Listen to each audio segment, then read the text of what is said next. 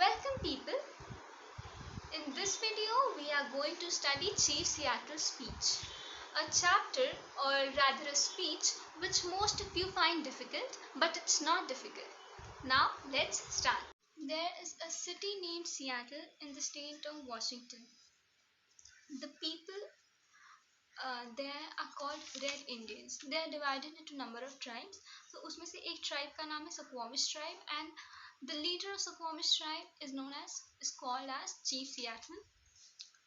He was a prominent figure among his people. At that time, there was a practice in which the name of the leader of a place was synonymous with the name of the place. For example, Seattle, the city's name was Seattle. At the same time, the leader's name was also Chief Seattle. Now coming to Washington, the president of Washington at that time was Franklin Pierce. The first president of Washington was George Washington. But the time when the speech was delivered, George Washington has died, and the new president, whose name was Franklin Pierce, was the president there. But when we are going to read the speech, we will find that at most of the places, Chief Seattle is referring to the president of Washington as George Washington. So there are two reasons for it. The first being that उस time पे there was a lack of communication. So Red Indians and Chief Seattle weren't aware of the fact that George Washington has died and Franklin Pierce is the new president there. The second point being the practice in which the leader's name was synonymous with the name of the place. Now the whites. The whites means Washington. President of Washington, Franklin Pierce. So Franklin Pierce has sent a governor to Seattle. The governor's name is Isaac Stephen.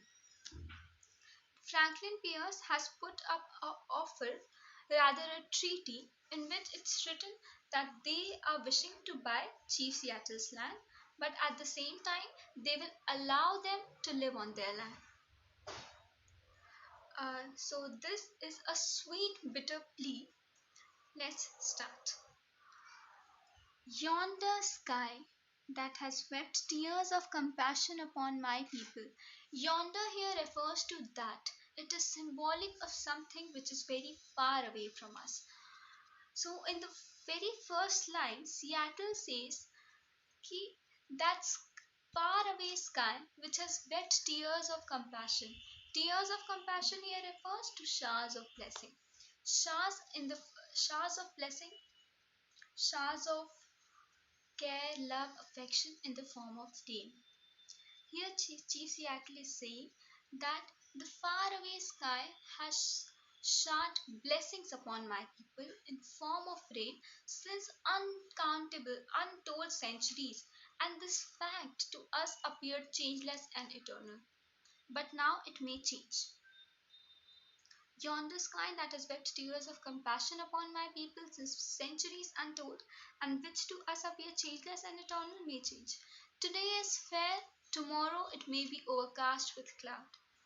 So here Seattle is saying that today we are in a good condition, in a favorable condition, we are happy, but it's possible that tomorrow maybe we aren't happy.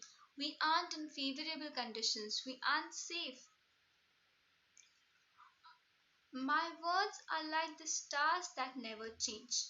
Here, Seattle is comparing his words with the stars. The stars never change, and so are the Chief Seattle's word. Whatever Seattle says, the great chief at Washington can rely upon with as much certainty as he can upon the return of the sun and the season. Great chief here refers to Franklin Pierce, the president of Washington. He says, Chief Seattle says that whatever I am saying, the Franklin Pierce can rely upon it with as much certainty as the return of the sun and the season.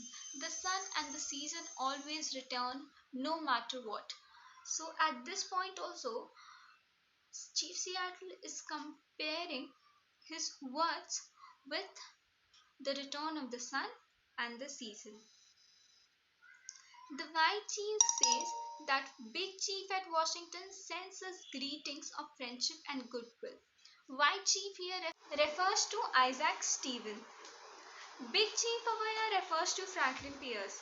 So in this slide, Chief Seattle is saying that Franklin Pierce is sending us words of greetings of friendship and goodwill. This is kind of him, for we know he has little need of our friendship in return. His people are many, they are like the grass that covers vast prairies. Here, Chief Seattle says that this is very kind of Sir Isaac Stephen. This is very kind of Sir Franklin Pierce that he is sending us words of friendship and goodwill. But I know that he is in a very, very little need of my friendship in return. His people are many. Here, Chief Seattle is comparing subjects of Franklin Pierce to the grass of the vast prairies. My people are few. They resemble the scattering trees of a storm-swept plain. Then he compares his people, his subjects, Red Indians, to the scattered tree of a storm-swept plain. When a storm comes, all the trees are taken away. There are only one or two trees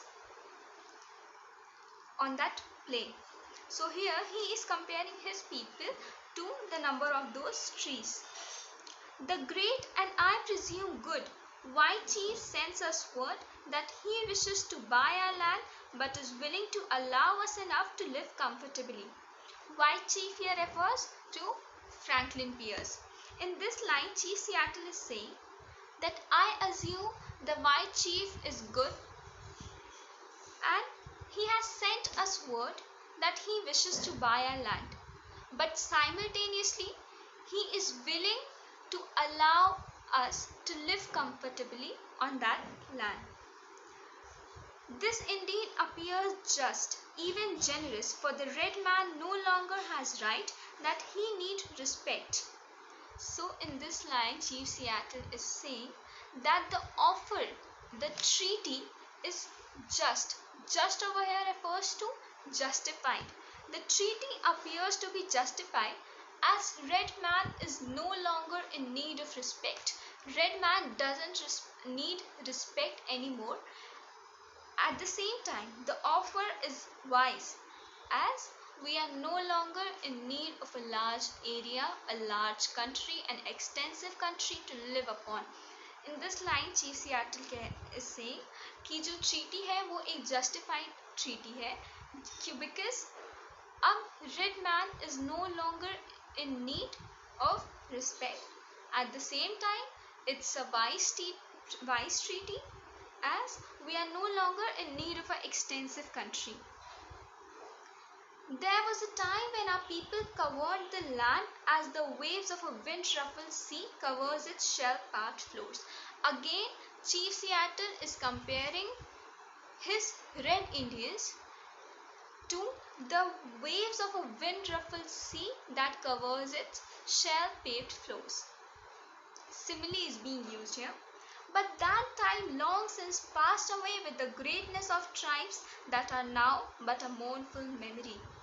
But that time when we have abundant people with us has passed away, and it has passed away along with the greatness of my tribe, along with the greatness of Chief Seattle's tribe. And now his tribe is nothing but just a sad memory, a mournful memory. I will not dwell on, nor mourn over our untimely decay, nor reproach my pale-faced brothers with hastening it, as we too may have been somewhat to blame. In this line, Chief Seattle कह रहे हैं कि वो इस fact पे उनकी tribe का जो untimely decay है, he will not mourn over it. He won't be upset regarding that. Neither he is gonna blame his pale face. Pale face over here refers to white men. He is not going to be upset about it. He is not going to reproach his pale-faced brothers, as he himself has something to regret.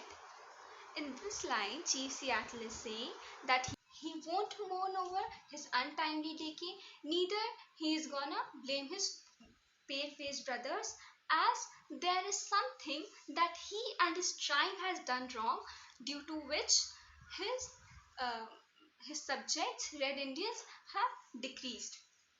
Youth is impulsive. When our young men grow angry at some real or imaginary wrong and disfigure their faces with black paint. Youth is impulsive. It gets angry over very silly little things. When our young men grow angry at some real or imaginary wrong, when the young people of the Red Indian tribe get angry over a real wrong or an imaginary wrong. Imaginary wrong means something which is wrong from their point of view. So when the youth, the young people of Red Indian tribe grow angry at some real or imaginary wrong, they disfigure their faces. They paint their faces with black color. It denotes that their hearts are black and that they are often cruel and relentless, and our old men and old women are unable to restrain them.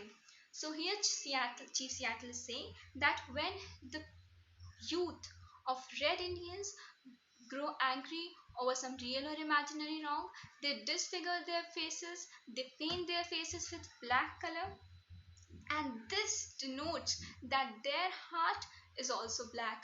This denotes that they are sometimes cruel and relentless. And the old men, the aged men and women of the Red Indian tribe are not able to stop them, are not able to restrain them.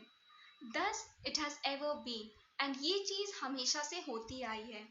Thus it was when the white man began to push our forefathers ever westward. And ये चीज तब भी हो रही थी जब whites started increasing their boundary. They started pushing the forefathers of Red Indians westwards and capturing their land. At that time, youth disfigured their faces with black color and went for a war. But let us hope that the hostilities between us may never return. Now here Chief Seattle is hoping that the hostilities here refers to hatred. The hatred between the whites and the Red Indians may not return. We would have everything to lose and nothing to gain. And the reason for it is that Red Indians are now weak, and if the hostilities return, then Red Indians would have nothing to gain. They will only have things to lose. They will lose everything. Revenge by young men is considered gain, even at the cost of their own life. But old men who stay at home in times of war and mothers who have sons to lose know better. In the last line of this para, Chief Seattle is saying that revenge by young men, the youth. By youth, revenge is considered to be gain, even at the cost of their life. No matter if they lose their life, but still they wanna take revenge, as they consider it to be gain. But old men, the aged people, the old men and women who are sitting at home in the times of war, the mothers who have son to lose, who are fearful, who are scared of losing their son, understand better that they understand that revenge is futile. In this paragraph, Chief Seattle is talking about the futility of war. He understands that we won't gain anything by taking revenge or fighting with people. But youth considers revenge as gain. Now I am ending this video here. The second part will be uploaded next Sunday.